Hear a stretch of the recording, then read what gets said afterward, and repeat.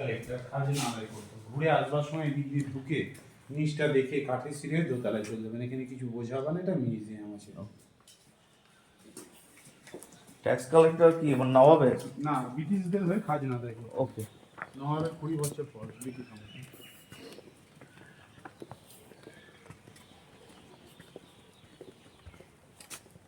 এদিকে দেখুন স্যার, যে বাড়িতে আপনারা এসে পৌঁছালেন, এই বাড়িরই এটা ফ্রন্ট সাইডের নকশা কিংবা মডেল।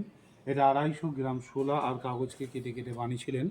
এটা বানাবার পর তিনি দিল্লিতে নিয়ে যান, একটা এক্সিবিশনে উনি ফার্স্ট প্রাইজ পেয়েছিলেন। তারই নিচের জারটা শত্রু ধরা জার। বিদেশ থেকে যখন মদ আসতো ওটাই টেস্ট করে বা চেক করে খেতেন। কেউ বিষ দিয়ে মারার চেষ্টা করলে ধরা পড়ে যেত, কালারটা চেঞ্জ হতো কিংবা ফেটে যেত। শত্রু ধরা জার বলা হয় এটাকে, বুঝলেন তো? হ্যাঁ, নিচে আছে মাটি। চলুন এবার আস্তে আস্তে হাঁটি। এই ফাঁসি দিত বলতে কি মানে ইংরেজি ফাঁসির অর্ডারটা দিতেন। আচ্ছা এইখানেই হ্যাঁ, দেখাবো। এটা করছো তো? হ্যাঁ, এদিকে দেখুন, বর্গি এলো দেশে খাজনা দিব কি আমরা বলি না, বর্গিরা এসে সব লুটফাট করে নিয়ে যেতেন। তখনকার দিনের ভিতরে সোনা দানা ভরে একটা সেফ জায়গায় মাটির তলে পুঁতে রাখা হতো। যাকে দিয়ে পুঁতাতো তাকে কিন্তু মেরে ফেলা হতো, যেন বাইরেও কোনো ফোরকাস্ট না করতে পারে। এইটা হচ্ছে হাতে টানা রোলার। খাজনা না দিলে কোমরে বেঁধে দিত আর চাবুক মারতে মারতে টানা কামানো হতো। সামনে থেকে দেখুন বজরংবলী মূর্তি, পুরো একটাই পাথরের কাজ, এর কোনো জয়েন্ট নেই। দূর থেকে দেখে মনে হয় এটা মাটির, কিন্তু মাটির নয়, পুরোটা পাথরের কাজ আছে। জয় শ্রীরাম, পুরো একটাই পাথরের কাজ। জয় বজরং।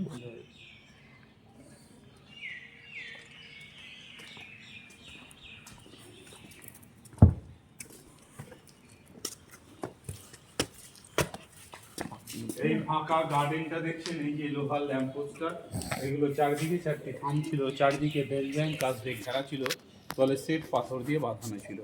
এই জায়গা ছিল একদিন নাচমহল।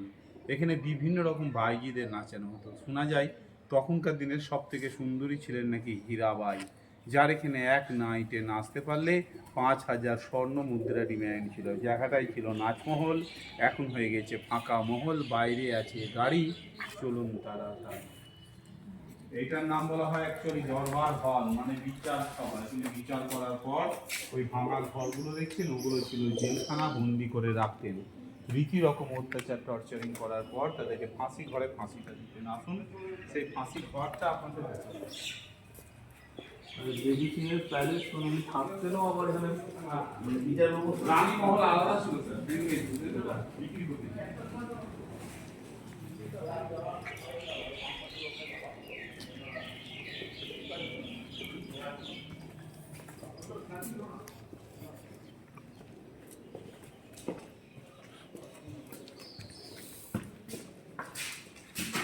এই চেনটা দেখুন, এরকমই আরো দুখানা চেন ছিল। চেনের নিচে ছিল তলে 3খানা কুমো।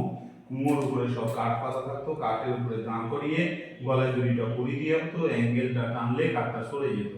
ফাঁসি দেওয়ার পর এখান থেকে দড়ি কেটে ফেলে দিলে এটা আন্ডারগ্রাউন্ড হয়ে গঙ্গায় চলে যেত। আজকে আপনারা যখন ঘুরতে এসেছেন, এরকমই ঘুরতে এসে একজন বাচ্চা এবং তার মা এই কুমোতে করে মারা গিয়েছিলেন, যার লাশটা পাওয়া যায়নি বলে প্লেট দিয়ে বন্ধ করা আছে। এটাই ছিল একদিন ফাঁসির ঘর, এখন হয়ে গেছে ফাঁকা ঘর। পিছনে আছে বাগান। এবার সবাই সামনে এগিয়ে যাবে। পিছনে কি কম না নাকি? হ্যাঁ, এই যে রাস্তা দিয়ে এলেন না,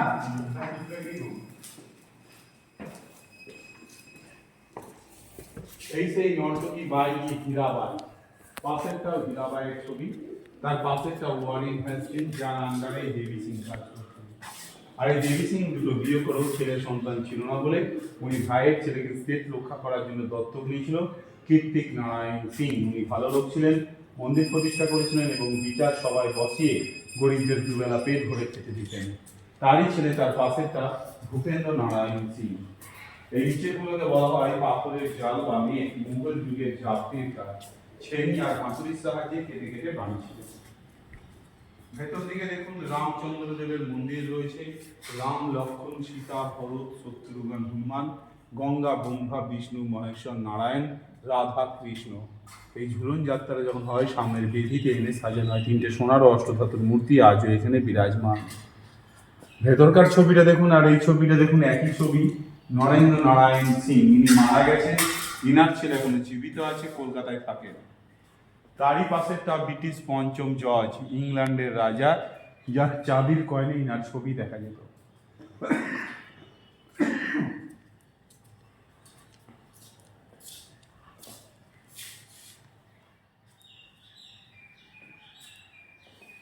আসুন স্যার, এদিকে লক্ষ্য করুন, তখনকার দিনে রানীদের ব্যবহার করা আয়না, এই আয়নায় অ্যাকচুয়ালি আগেকার দিনে রাজা রানীরা ব্যবহার করতেন। এখন যদি মনে করেন আপনাদের চুল টুল ঠিক করার থাকলে করে নিন, দিয়ে সামনে চলে আসবেন।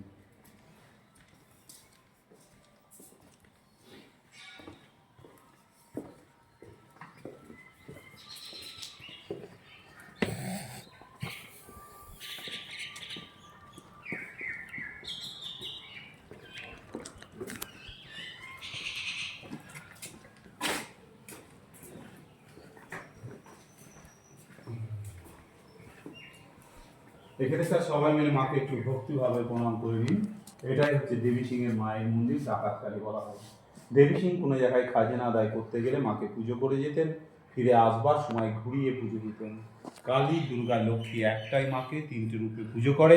কোষ্ঠী পাথরের ডাকাতকালী, এখানে যে যার মানসিক করে আজও সফল হয়। যে যা পারবেন কিছু মায়ের নামে সাহায্য করবেন। বর্তমানে সাহায্যের উপরে পুজোটা এখন দাঁড়িয়ে আছে, দুর্গা পুজো, কালী পুজো এবং লক্ষ্মী পুজো। এছাড়াও যে প্রত্যেক দিনে একটা সেবা হয় নিত্য পুজো, এই সাহায্যের উপরেই চলে। যার যেরকম দিবার ইচ্ছা হয় মায়ের নামে দিবেন। এ থেকে বর্তমানে পুজোটা এখন দাঁড়িয়ে কালী, দুর্গা, লক্ষ্মী, কোষ্ঠী পাথর, যেটা সোনা পরীক্ষা করা হয় স্যার, সেই পাথরের দাঁড়িয়ে। তবু দূর দূর থেকে লোক আসে, সাহায্য দিয়ে যায়, খিচুড়ি টিচুড়ি খাওয়ানো হয়। গভর্নমেন্ট অফ ফিল্ড যখন দেয় না, মানে এই যে এখানে টিকিট টিকিট তো সব কিছু প্রাইভেট private।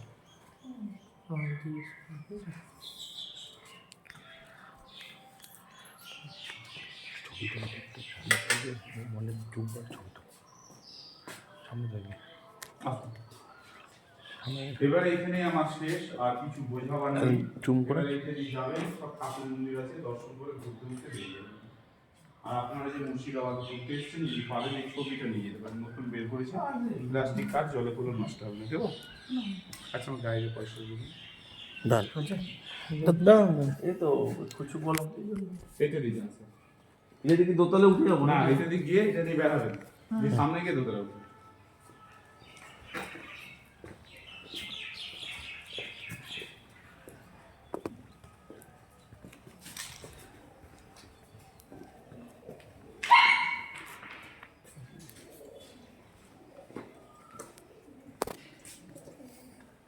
মন্দির টাইপের নাকি এটা? এটা মন্দির টাইপের। এটা মন্দির।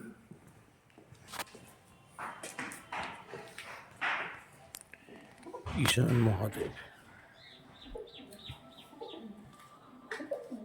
রায়ের দেবতা।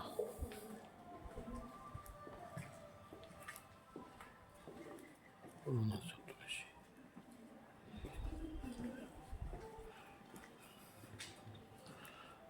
কুবের দেবতা। এরা সব মানে এর সময় বরুণ দেব,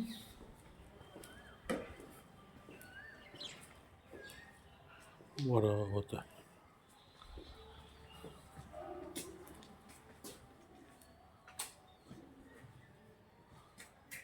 কি সিং এর নাম? দেবী সিং না?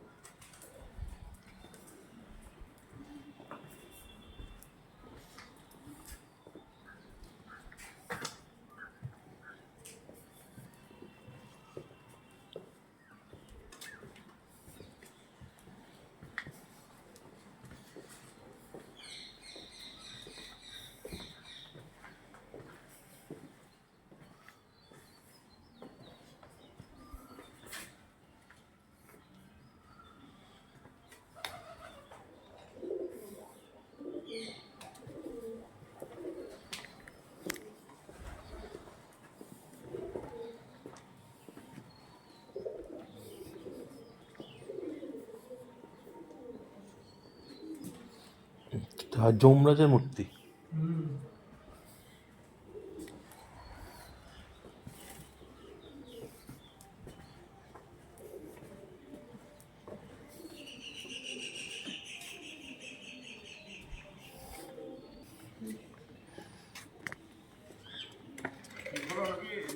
হ্যাঁ মোটর ঠিক হলো? হোটেল আচ্ছা দাঁড়াও আর 2 বার পর্যন্ত আসবা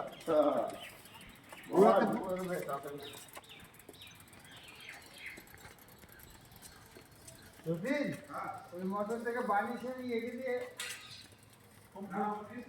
হ্যাঁ ওটাই বল